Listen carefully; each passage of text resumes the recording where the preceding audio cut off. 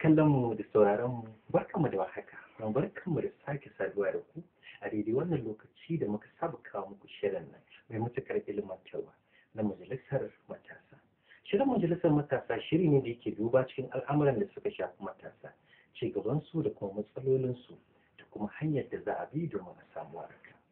Har kullum manufar mu dai ita ce mu gudu tare sannan kuma mu tsira tare. Kuna tare da ni Jamal Muhammad tare da sauran abokan tattaunawa ta a cikin wannan majalisa.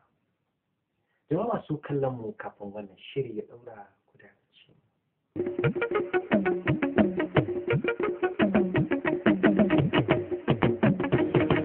Jama'a barkanmu da dawowa a cikin wannan shiri na majalisar matasa inda muke duba da kuma tattauna da kuma yin tsokaci akan dalilan da ya sa matasa suke shiga gadan-gadan cikin wannan mummunan harkar ta aikata miyagun laifuka.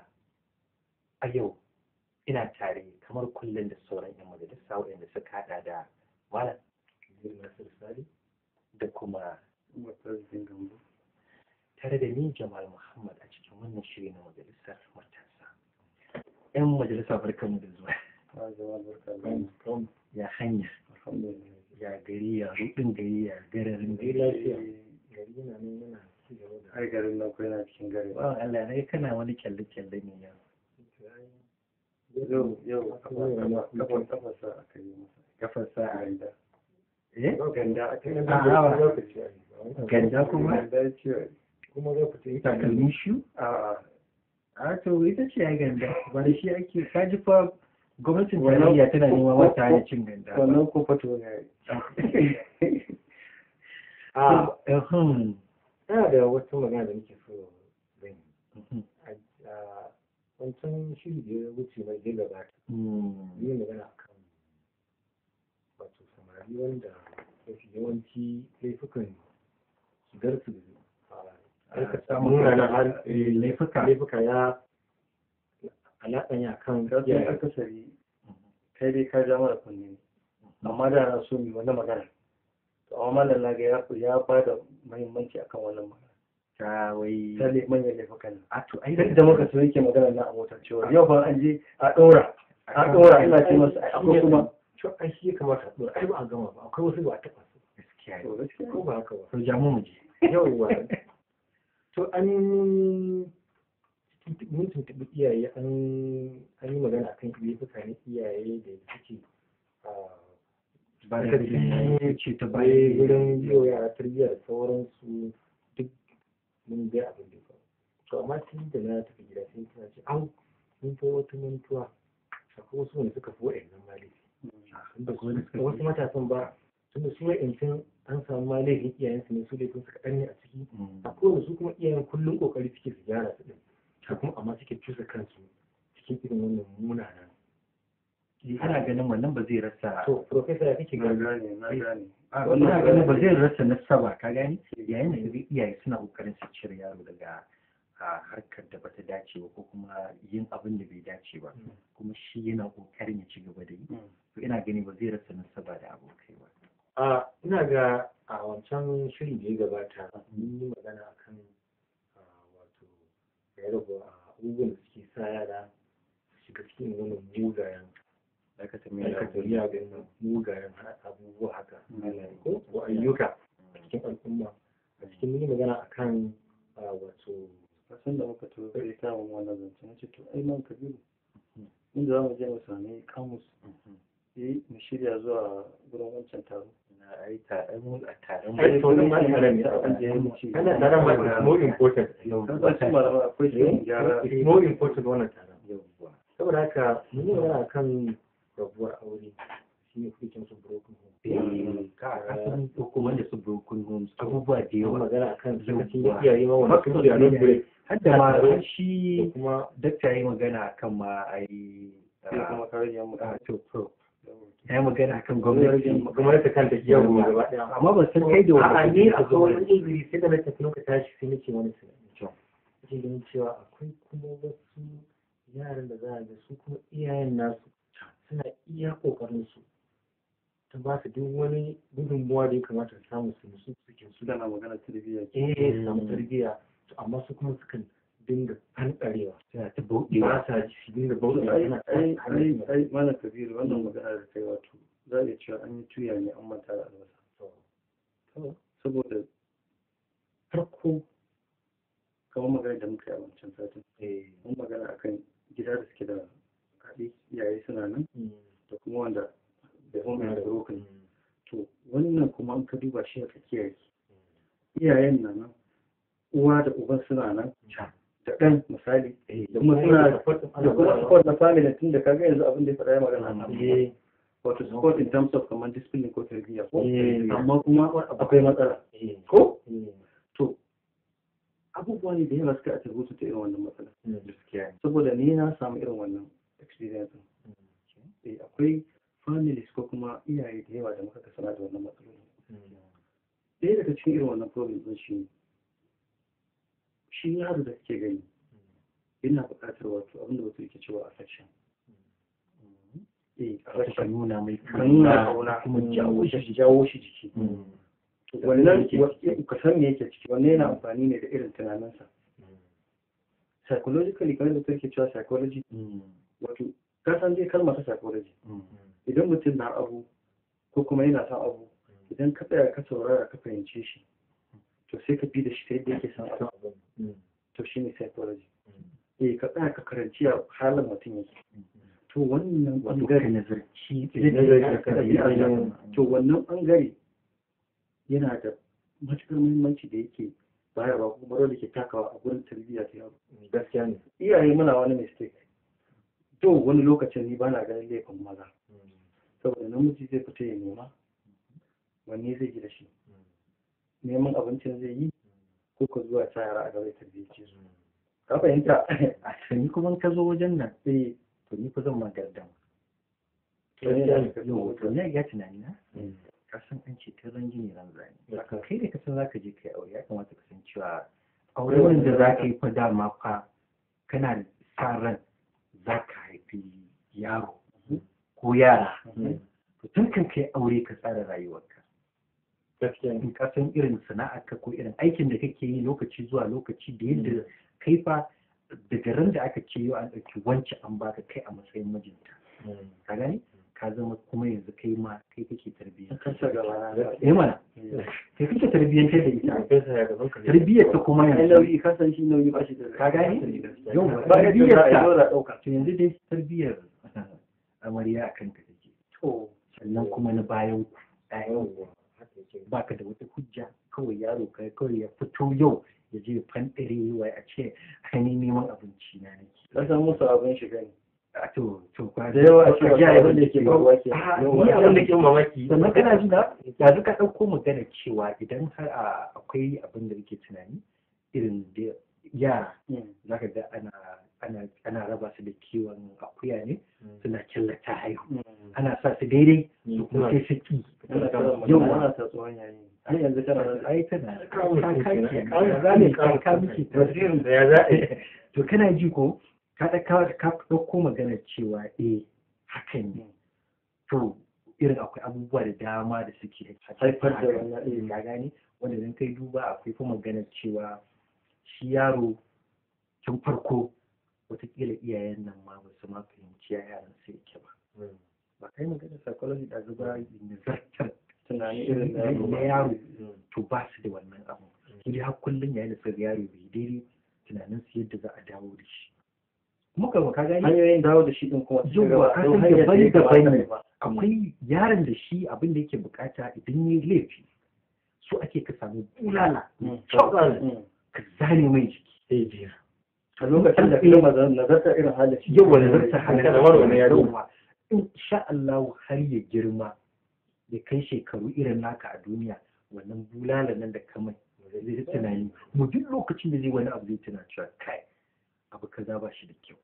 akwai kuma yaron da kake bukata shi abin da kawai ke so wani kai ka je kai kaza gaskiya kafin kunya ban taɓa zai shi da kamar yaro ne a kuma ba ya so ka zo kai masa hayaniya shi daga wannan shi ya ɗauka ba ka mai wani hayaniya ka kalle shi ko ka geji da kai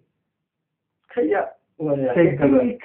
yanzu kai wannan abu ban taɓa tunanin za ka yi kaza ba ko zikin za ka yi ba gaskiya shi ya fi bulala ciwon ne ya fi masa bulala to wallahi ka san kukan zuci amma bai ma da fi dama zai dinga zuwa duk bayan gidan da ya je ka dinga lura da shi zai je kuka a bayan gida zai kuka da daddare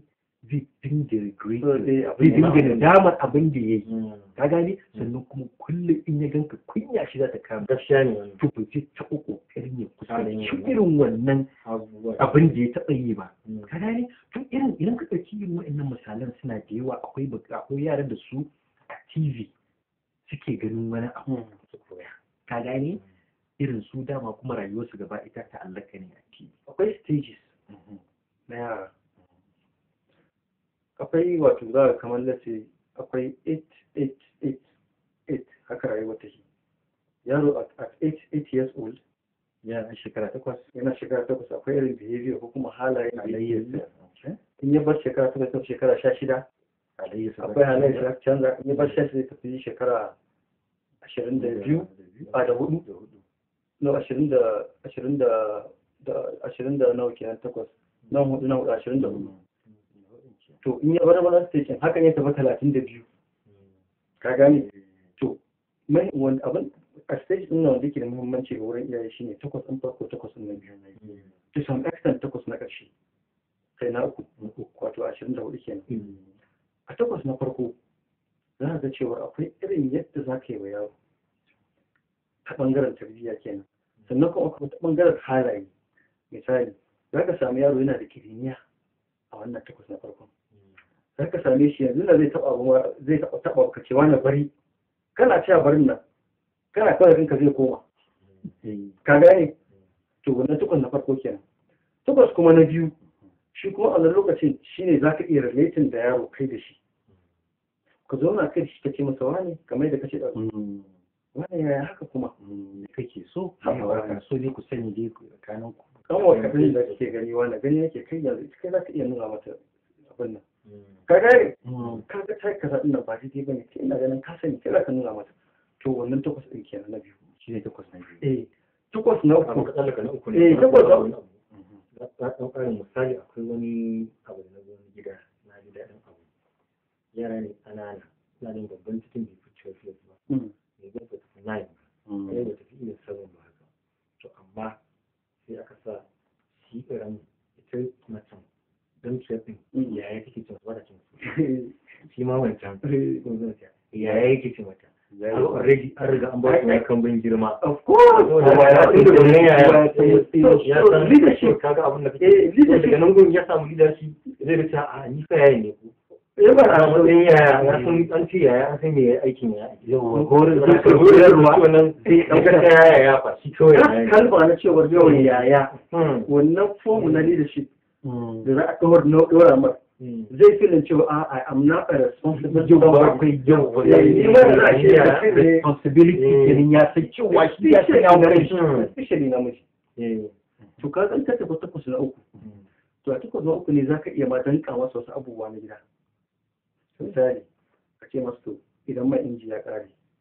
a gaya ma ko kuma a gaya wa ne sai ka gane because at that point ko you engage him because a wannan gurin ne yake iya samun yake da fahimtar cewa wannan mace ce misali wannan abokina ne yana shaye-shaye kuma abin da yake sha kaza da kaza da kaza ne when you give room idan ka baka kwakwalwarsa open baka cika ta da wasu abubuwa ba da zai rinka yi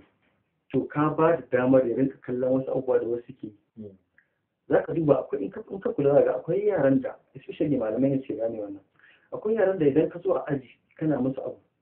idan ka going out of abin da kake koyarwa a class ka tafi kana ba da wani example a waje sai da ya zama mummu kawai ya ma haka yana kallon ka why because brain ɗinsa kwakwalwarsa ba a ba ta dama ta buɗe tuna a ban kwakwalwarsa da wani space ɗin da in kallo da zai a gida is educating kallo ne na ilmantarwa amma hira zai da iyayensa kallo ne a hirarsa ta ilmantarwa ka gane in zama zai a ɗakinsa zai karanta ko littafi ko wani abu za ga nan ba shi da wani damar da zai gane cewa akwai wani abu wai na lalaci a wani bangare na daban gaba ita a wannan stage din sai ka kwamitin yaro da abubuwa da yawa sai ka ba shi commitment ka sa masa commitment daban-daban idan abu ya kare a gida a gayawa ne kai ne idan kwata ta yi shi datti yana kullum tattala da samun da ya kamata a yi. Idan inji mai ya kare a je a sa kan da yana kullum lissafin tunaninsa responsibility ne kuma responsibility ne a lokacin a lokacin kaga na farko kai cika masa kwakwalwarsa da abubuwa na biyu kuma you are grooming him kana bashi foundation na cewa fa idan shi ma sai girma fa tunda namiji ne is expected cewa zai aure is expected cewa zai haifa is expected cewa zai have a family ko iyali kuma so if he is familiar with irin wannan abubuwan tun yanzu ka rage masa wani abu a gaba da yake jira ya to da shi kuma zai kasance a responsible somebody yaro tun yana tatace shi ake iya fahimtar cewa ga irin inda a alƙiblar rayuwarsa za ta kasance tunda har prof kai binciken ka ya kai da cewa akwai wasu stages na rayuwa takwas ambatuwa takwas ɗin farko kamar yadda ka faɗa ka gane yadda yake amma kuma na tabbata takwas ko so 18 ne ko so 800 ne ka gani gaba ɗaya takwas ɗin rayuwar shi ɗin za ka ga tana da alaƙa da juna dole kai wasu halayya dole za ka tabbatar cewa suna da halayyar ai da ma promote ya kare ko ba zuwa wancan halayyar ta shigo promote wancan ya shigo zuwa nan wancan ya shigo zuwa nan to ka san cewa ga fa inda alkiblar rayuwa ta dosa tashi ka gani kuma magana da kai ta cewa ni kai magana akan cewa dama kamata yi su iyaye a malam kabiru ne magana na cewa akwai dama ya kamata iyaye su san ma ina su za su iya saka foundation ka gani na alkiblar rayuwar yaran tun farko ai malam ya dauko wannan magana ne amma har haura za mu yi kasashen waje ka gane magana doguwa ce kai kanka kamar tsiro ne yaron ka kamar ka ɗauke shi tamkar gona kwakwalwar shi je ka tsira masa abin da kake so ya taso da shi ka san a kasashen da aka ci gaba yaro yana tasawa akwai liyazo tsakanin malamai da iyaye in na fara kai ɗaya na makaranta ya fara magana malamarsa ko malamansa zai gano a kotar wato stage na makarantar da ke cewa kindergarten shi kafin pre-nursery na wasa ne to a wannan stage kasashen da suka ci gaba a nan suke fara gano ina ɗan su ya dosa misali yanzu za ka iya cewa misali ni magananni ne ka gane misali shi za a iya cewa tun a wannan lokacin misali a misali wai a lokacin ka gane ya kai gane ya ce to makarshen ta ina karami dama ni ina da misali magana ko cikin abokai da sauransu to irin wannan sai ga an ce to wani gurbi ne na rayuwa ya kamata a ɗora mai magananni ko yanzu ka ga muna da wani al'ada wallahi akwai iyayen da suke ba a yansa rubutu ban gane rubutu addu'a za a rinka idan yaro ya ce magana ya rage sai je ja musu ne to kai ka je ka kwaso magana dan ladi abin sai da addu'a to ya ce magana inda yanzu zama sai zance to dan ladi ya cika surutu sai ka zana cewa a duba gurin malam wani na tsoro sa masa rubutu saboda ya rage surutu kai ya da muna tasowa muna irin neman irin aure in muka ji sai a ce wai ba mu da faɗi jini saboda sai ka ce ba wani malami ya kama Yusufa hatta mun da su baran ga maka a ta zuba ba saboda a ciki kaga hatta mun annabi Yusuf hatta mun Yusuf annabi ni fa yanzu haka tana kunya ka gani ko ai yanzu wajen sa abin da zai ke ba haka bane a'a suna mun kai ban kuma ke san da abu ba ai duk wani yaro ya taso a lokacin da wahala ga gade wannan kai maganin ne ka gani ko tsokanan ne akwai maganin ne akwai mai tsokana to sai an nemo maka hatimin Yusufa to ina sai ka idan aka yi maka wannan zancen sai a ce Allah ya cika zance ko kuma a wani shiru ne baya magana sai a ta damuwa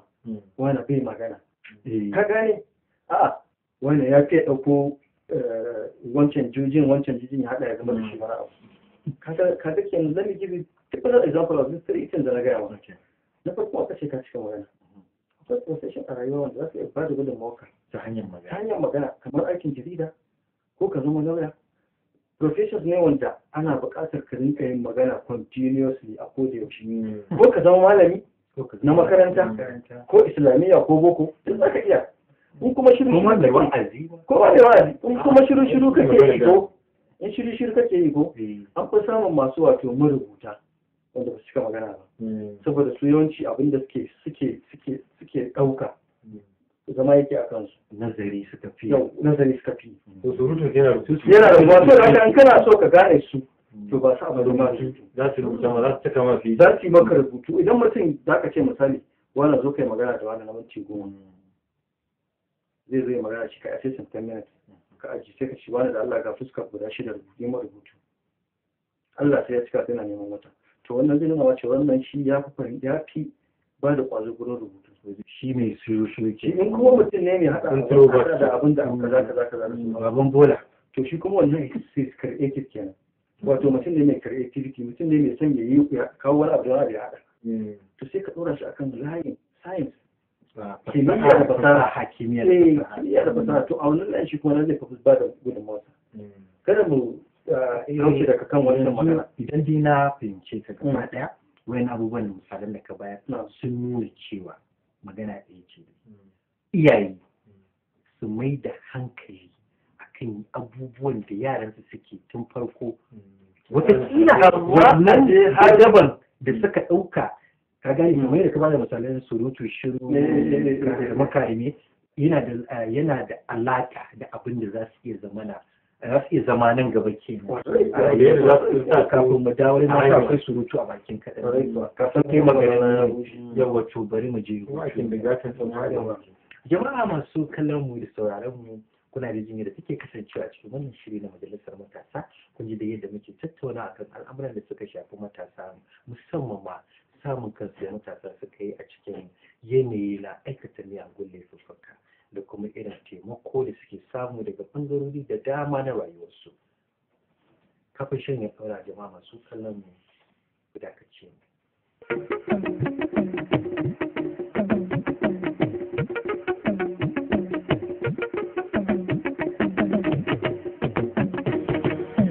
jama'a barkanmu da dawo a cikin wannan shiri mai matuƙar ilmantarwa na majalisar matasa wanda yau muke tattaunawa akan ainihin matasa da kuma yadda suke samun kansu a cikin yanayi na shiga miyagun aikata miyagun laifuffuka wato akwai buƙatar iyaye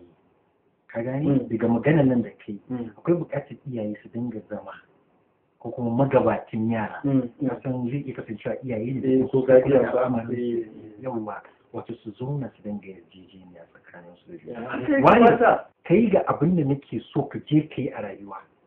ni kuma ga abin da zan maka ya ka gani kai ma ya ka gani yau za ka iya yi kai ma za ka kina wani yau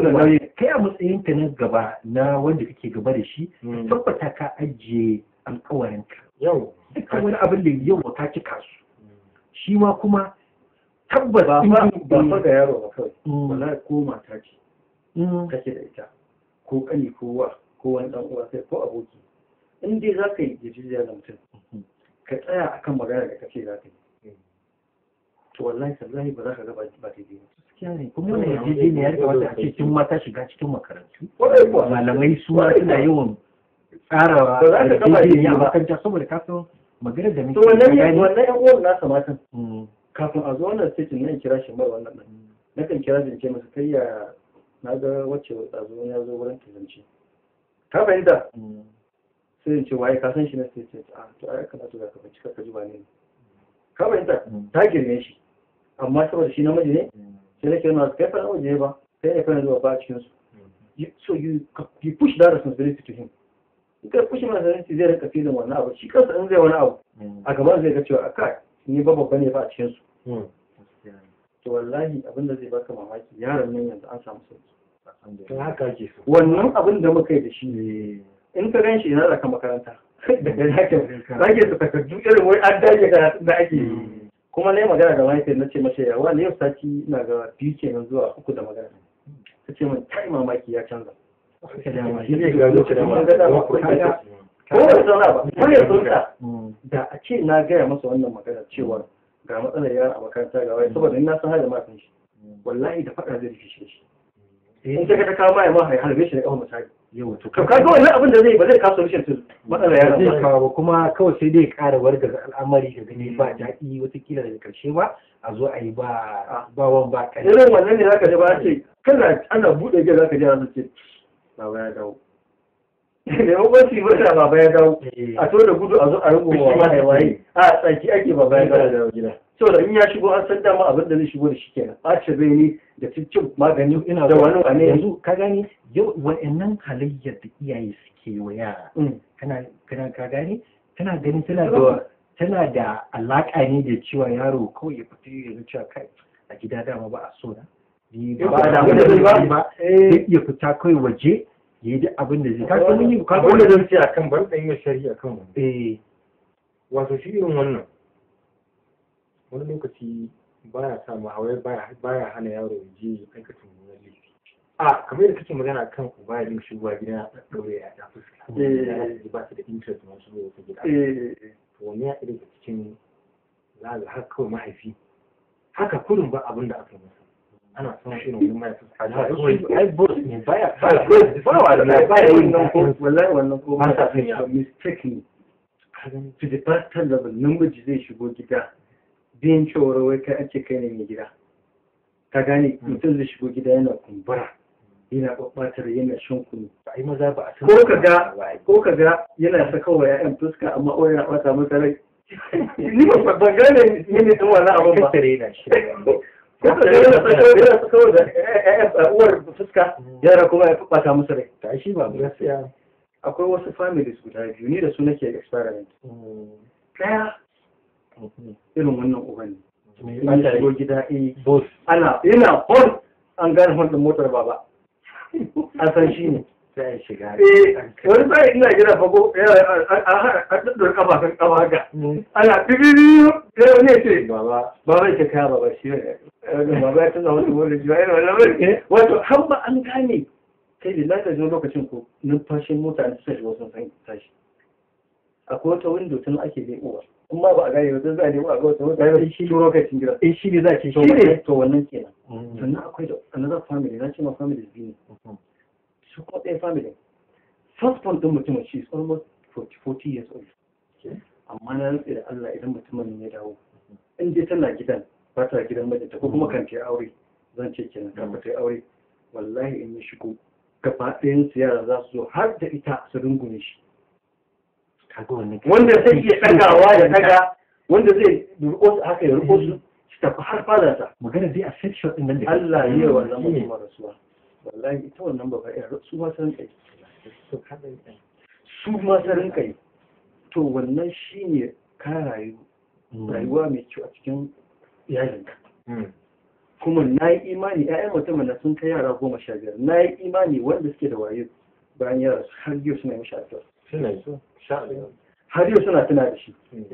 to irin wannan rayuwar amma wannan da yake shan kunu yake bata rai idan aka ce maka yau baya nan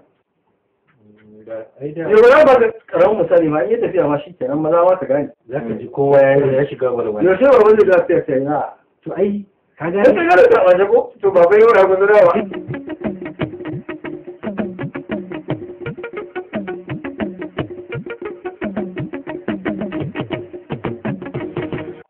ce na yaro daga 5 to ɗaukar 18 yau za ka da mutum da yake so mutum da yake kawo shagala wanda shi ba bai cika kwafa ba ko kuma kin wani abu ok yara daga abu da ke kana nufin fito daga shekara 5 zuwa shekara 8 har 18 wani lokaci za ka ga yara suna da most rugged person shi ne suka fi sanasa ka ga wannan ma ko wani abu an fi son wannan amma ka suka ma su ai zalin ka a dinga ci a cikin yara amma kuma in ciya group ne ka duba za ku wanda kowa kin jiya ta wurin kai za ka shi ne sarki za shi fito yake da yara yake da abu yake kyano yake da yara da je ku yi kaza wani kira bully sai wani abu da yake yawa kamus kaga shi sa ga sun suke zama kamar wani abu da ke masu role model shi yake yaro kwayan shi yake kan tsosa saboda shi ne abin da yake birgi shi zai dinga abin wancan da gani silent gentle a shi ba ruwan sa ba shi ne a gaban ba shi bane a gaba yawa to da kamar yake magana cikin gida ya ka samu fitinan ne a gida babba ina ƙara ƙarni ya ba yaron kore cewa ga wannan ma ana ganin ya hankali amma kuma iri na ne ba da hankali wannan roget abubuwan yana yin saboda why not ni ma na girman zama kamar shi ba wani abu tunda ya ga wani tunda ba ya ga wani mataki ai an ba yawa aka ta kan lokacin ya ga yayi sata yawwa ya ga yayi sata ko ya je ya aikata wani mugun laifi yan uwansu gaba daya ba su zo sun tattare ba iyayensu ba su zo sun zauna a falo ba an ce kai wani dalilin yin abin da kai ba ruwan mu da kai ka fata kusan da yayin na tsarga cewa babu ci take cewa a kafa a gaya baban wani yayi kaza ka gani ko baban ya san yazo ya ce to ai kaza sai kawo ka san ni bai kauce magana ya cewa ba ai komai ba to shi ma haka daga nan in dai yana kallon wannan mutum a role model shi kenan fa ya fara fahimta cewa shi a rayuwa ma akwai wasu abubuwa da zaka iya aikatawa kai nasara ko da kowanne abin ba shi mun ga abubuwan in an yi kuma ana tsalle akan iya tsalle kuma ka san wani abu wannan magana da kai ita ta kawo ta magana kuma sannan akwai TV ka gane fina-finai da ake kallo yawanci akwai fina-finai da suke shigo mana da wasu al'adu da wasu alƙaryoyi da al'umma wanda ko da shi ga ayyana cewa akwai wani mutum azzalimi wanda yake yawo yana da wasu abubuwa na rayuwa ka gane wanda irin zai iya yin komai ba tare da komai ba ka gane shi ne wanda za ga cewa a koda yaushe ka dinga kallon yara da suka fara tasowa daga wannan shekarun da ka faɗa da kai ma wanda ka faɗa da farko da na biyu za ga cewa yaro ya fi son wancan alzalim ka gane su ake kira akwai antagonist ne da protagonist ka gane wanda ko da yaushe ga yaro ya fi to in takaice maka labari babu yaron da baya son mujambo na ta gane a abu ba ai mutum da ai yau har gobe ni ne mutu shakara gobe ni da mutum bai da rage ne ka gane yana fage ni saboda baya daukar wasa ka gane zaka iya mai abu zai je har gidan ku kai sai wani ni zai kama sai zai kama wata irin wata ko wani baban ko wata baba ka gane to yara sun da irin wannan ka gane fina-finan akwai bukatar ko da cin da yaro yake kallo ka gane zama da taru su dinga nuna mai cewa a'a wani kada yake kaza ba mai fi kyau bane yawa shi sa za ga cewa duk rashin hankalin darakta na duniya ko da ko giyar wake yake zuwa da shi ba zai taɓa ƙarshen fim duk bala'in da aka yi faru ba zai je ƙarshe ya ce wai ai wannan zalimin kuma yana cikin zalunci ga shi ya yi na ƙarshe ba gaskiya ban taba sani ba ko kuma ai dan haka ai na ga yi muka ga cewa shi kuma actor kullum baya mutuwa dan zaka kalilan dan samu ne kalilan kuma a ga ko da shi ko ne mugu ka gani an zo shi sha wahala amma da ƙarshe da wani wa karfi gare shi gogo ya zo ya karfi tun daga nan magana ne muke akan role model da kuma yadda role model din nan suke playing role din da ake cewa a cikin rayuwar yara da kuma da har ma yake kai su ga aikata laifuka daban-daban saboda gaskiya wasu ma yaran wallahi daga fina-finai kawai suke ka duba yanzu ka duba irin su akwai kai ka san shi na san shi ai akwai mujambo a cikin wa'ancan mutanen masu hawa kan titi akwai boss ka gane haka dinga jin sunayen su ba kuma da wannan abubuwan da suka dinga ka role model wanda ya kira wasu ga shiga cikin wannan suna kawo sunan dama abin da mutum yake ji ba shi suka ce sunan sa ma saboda wani ba sunan da shi ba jango fa yanzu ka bai laifi ka gane hukunci ne zai hau kanka zai iya hawa kan yayanka in kana da shi ko yayarka idan Allah ya taimaka maka ba wayannan ba sa da shi sai mamanka ya kwato ta shi ya ga ta hance shi harkar tim ai shi mugu ne ba sai ka da shi ba a yawwa kawai zuwa za a gari a ci zaki a koma ka ga to akwai irin mutane wanda Allah su kuma haka ya halicce su ko kuma ce haka kawai suka tsirawa kansu irin wannan shigantaka ka ba da dama dole ce dole su yi iskai ka ba da dama da su daga cikin gida yanzu bar magana a role model da muke magana akwai mutanen waje of course there is this part of the society that is very very important da mutane ba sa kallo shine barin yara ko kuma barin matasa su zo su kafa daba within wani proximity ko wata area a cikin dai unguwa a cikin unguwa. Wannan abin yana bala'in haifar da koyawa wa yara ko matasa da suke within wannan area wata mugayen ɗabi'a. tabbas Be it fashi, be it shaye-shaye, be it anything da ka sani na mugun hali ko laifi ko aiki mugayen a laifuka da muke magana a kai. Wa'annan majalisun da kake gani suna ɗaya daga cikin masu saboda ne maka jan kan kuma fa a tashi kan a musamman an ta amus da wannan ai ba zan ta gara hausa da ne a malasan nan abu ji abu yare kai yau baya mana sanin komai abin da kuma idan na ba an yadda da ita yau alhamdulillah ko da ce na kayo ta mai gwata ya zama gana da shi ne zamu ga ta yara da gaskiya ne Allah ya kawai da yana so wallahi wannan gurbin kuma wani abin da zai ba su mamaki kusan kowace unguwa akwai irin wa'annan mutane sai ka rasa wato yan unguwar ina suke ne gwamnati ina take ka gani iyaye ina suke unguwoyi da ake cewa unguwa kaza da unguwa kaza suna ina akasari sai ka same su a kwana yawanci za ka same su kuma wato abin da yake bani mamaki sai ga masu gidaje da suke da shi a wannan area suna zuwa su wuce su fito za su tafi guraren aikin su dawo su wuce su same su a wannan guraren to ai ƴaƴansu ne ƴaƴansu ne to ai idan ka kake ce dan kai tashi daga ofis idan kake in misali kai naka waya kamus ka tare shi yau ka hana shi fita gobe ka tare shi ka hana shi fita jibi ka tare shi ka hana shi fita wata rana a cikin ɗan makarantar su da yake fita ya je dole sai ya je makaranta to akwai wanda yake zama a wannan gurin karshen ta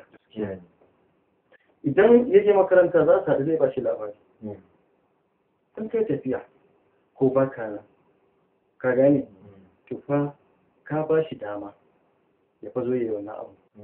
akwai wani mai gida na a gurin aiki yakan yawan gaya mai ce mu tsoro kala biyu ne kada ka yarda yaronka ya rinka tsoronka saboda kana da fara ko saboda za ka rike shi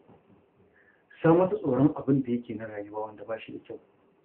ya zama to wannan yake tsoro fiye da kai dukan da za ka yi masa wato irin idan kai abu kaza akwai kama da zai kama ka yawwa ka gane ne kama of life da opportunity cewa wani abu da nan gaba zai zo ka gane idan ka aikata wannan abun wata rana za ka tsince shi a gaba kuma zai kwanta yanzu ka zama misalance za ka ga iyaye wani bin suna cewa yara in yaro akai ya bar kaza yake za ga an ɗauki wani abu da wato kamar yake da kamar ba a ɗauke shi abu mai kyau ba a cikin al'umma kamar lasai almajiranci sai ka ga an ce yaro to wane tun da aka yi da kai ka bar kaza to what you should understand in this story shine shi aka yaron ya san cewar wannan kazan da za a yi masa abu ne mara kyau ta kenan ya kai wani stage na gane cewar fa akwai ko wani abu mai kyau a rayuwa akwai abu mai kyau a rayuwa to a wannan stage na kakkace duka za ka yi you understand kakkace duka za ka yi yawwa to za ka ce wane tun da kaza ɗin na ka'iji ba za mu sani da makaranta allo to za a kai ka makaranta allo makaranta allo ko da kai ka ba inda kake ba can a gabas da kai a kai ka gabas da yadda mutane suke faɗa a shekarunka kana 15, 16, 17 ban ga wani abu da zai sa ka rinka wani tunanin wai wata kullum kwallo kana tunanin wata gabas ba amma ana maganar ban sani ba ta gaba duka ake sanya bane tunanin goyaye ana cewa wani auto gaskiya fa ka ishe ni wacce ya yana ma alaji a so irin akwatunan ta karfe tun daga nan yana mutu ba ya ba ta ba a ji akwati ta karfe gaggai a sama maka takarun nan na roba irin canvas na roba ita ga an su da gaske an ajiye an sa ta akwatin an sa maka wata hatin da wando guda biyu ko uku da jallabiya da kuma ɗan roba ko kwanan da za ka kai ba ana kawo wannan aka haɗa shi za a ce to shi kenan a nemo malam wani direban kujera a ce to malam wani da Allah ga hukum karfi shi da zai za ka kai wani alaji ya shi za a ce aka yi wani gabas alaji gabas da ce gabas za ka yi wani ya ce gabas wani zo ya ce mai duguri mara alaji da duguri me ya yada shi ai baya ji gabas zai wani kai shi to in sha maka Allah kan gari ya waye kan gari ya waye ko ya ka san ni halle da annabi kin halle ji halle da annabi Oke ka rubuta? a an ne Ya ta psychology? in ne ne aka ce mun to ba za a yi maka kaza ba za a yi maka kaza ba za a yi maka kaza ba Oke. in da gaba daga cikin abin da ba za a yi shi rayan ba to sai me gurin to kai ba mu daga cikin ya za a yi ni ne ba da shara da rubuta ne kan ba zai fara wurin da ne inda yake ci abinci ba daga mu so ga mutum in zai ya gani Sai karanta shi. that is our way of apologizing for what you did at our time of course ka gane a lokacin mu ba wani lokaci bane kuma mai nisa in muka san mun yi ba daidai ba in aka ce za a hana mu wasu abubuwa na more rayuwa da mun san mu ana ba mu ka gane ko min ne biya ce za a dauke tifin ɗakin ku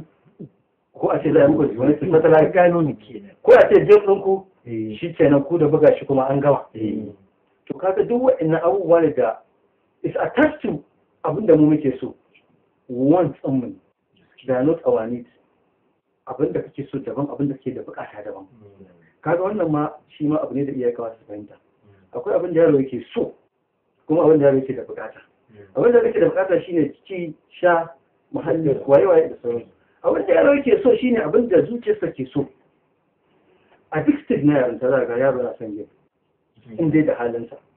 game dai ko da akwai arziki ko babu za ka iya zuwa kai game dai na yake nufi wasa ne yau yaro zai zuwa ya samu kwankwalati da waya su rinka yin wannan baɗin na kwankwalati duk game ne ko a nasa ka ta sanwa duk game ne in ka ce za ka ɗauke yaro wannan ka ta sanwa ta zai ji ba daɗi abin da to yake so ne so that those wants in ka fahimta na yaron ka these are his wants these are his needs to sai ka iya punishing nasa with his wants ka gani A kasan maganar nan ce ta kawo wani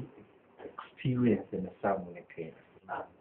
Ka gani? suna da yawa Kuma ta fahimci cewa ni mutum ne da zan iya zama a gaban TV.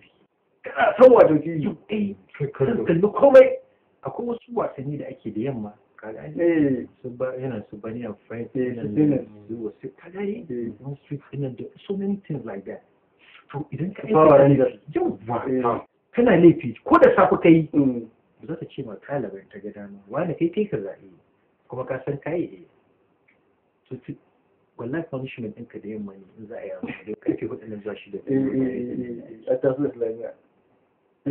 kuma ba za ma ka je ko ina kana gida kuma kana gida lokaci na yi ana an fara wannan taken sai a ce to na bude tv mai layin nan fara riga da yawwa ka gane kana da wata a ce wani kai kaza kai ka aikata kaza kuma gaskiya abin da ka yi ba abu bane mai kyau kuma dalilin hakan ne ya sa yanzu nake so ga wata kofa can ta kicin ka je ka zauna a wajen sai a ƙara laudin ɗin sautin ka dinga sautin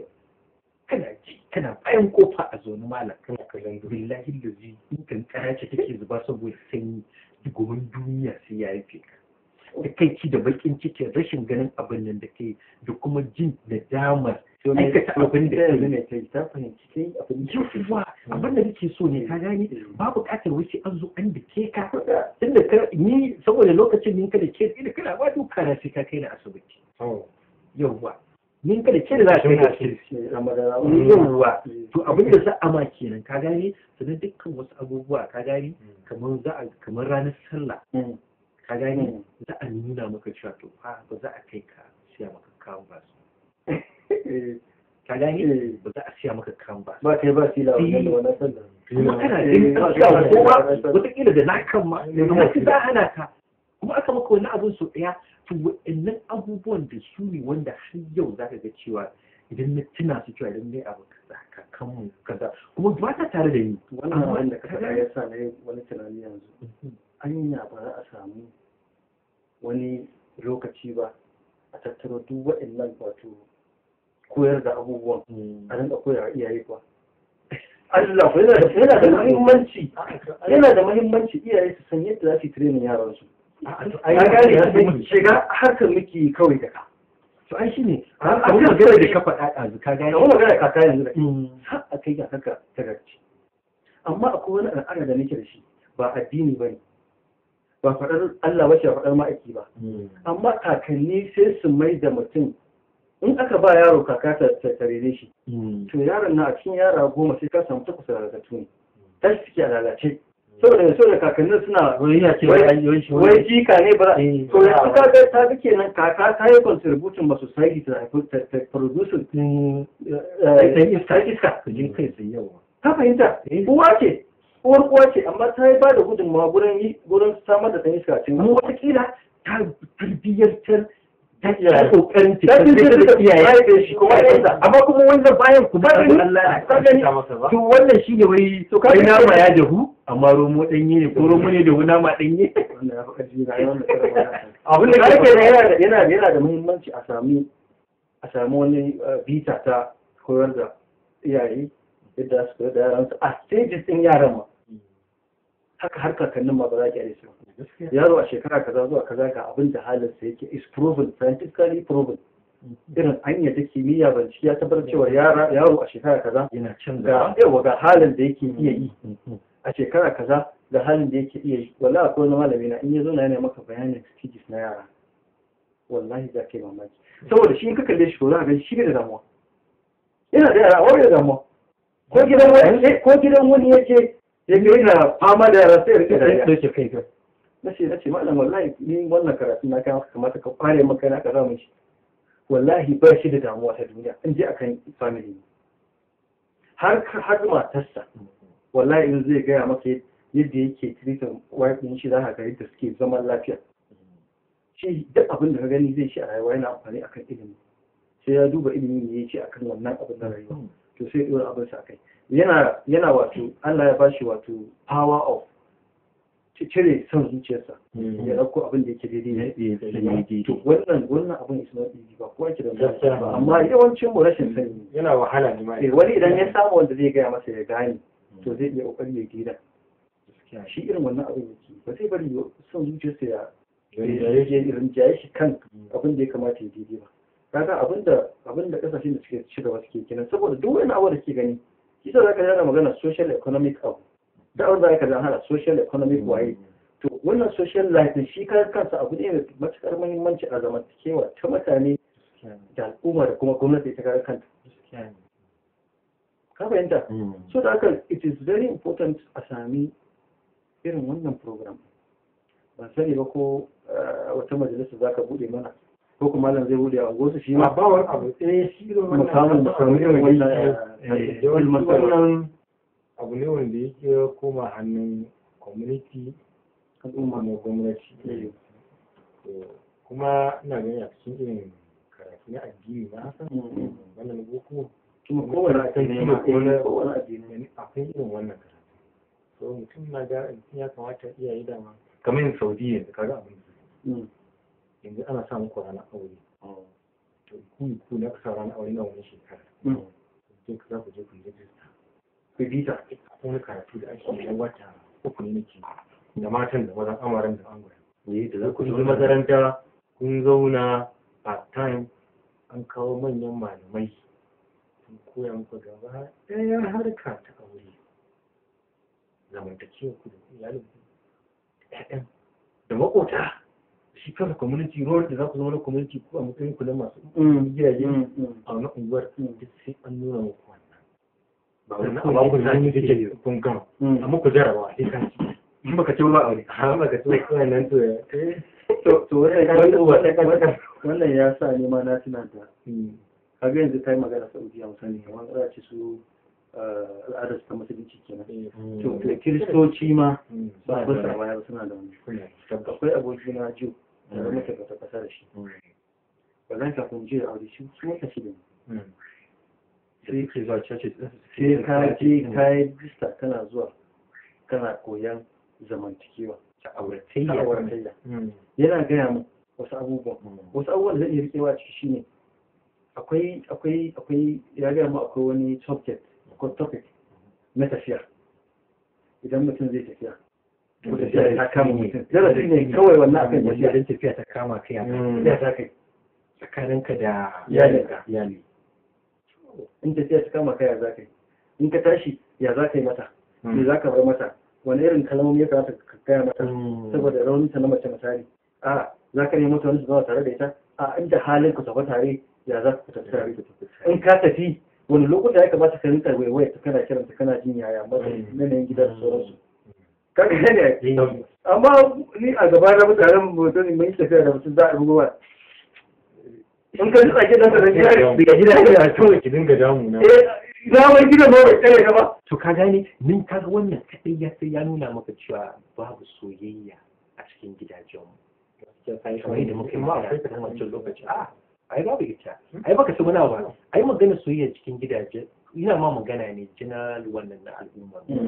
ka gane ta yi karanci ai da ma soyayya yawanci da an yi ta kafin ai auren nan ne in aka shiga gida ka dan bada wani lokaci ka gane amarya ta dan gama cin amarcin ta dan lokaci soyayya ta ja baya wani rayuwa ce kuma take shiga wanda kuma wannan rayuwar ce fa take kaiwa da samar da waɗannan yaran da yau muke magana cewa sun samu kansa a cikin miyagun laifuffukan da ake aikatawa. Rashin soyayyar nan mata ɗaya daga cikinsa. Tabbas. Ni na fi ganin zamantakewa aure ko? Soyayya tana tasiri. Ka gane sosai. Amma a rinka gane shi nata ko kuma alaƙa ta da ilimi.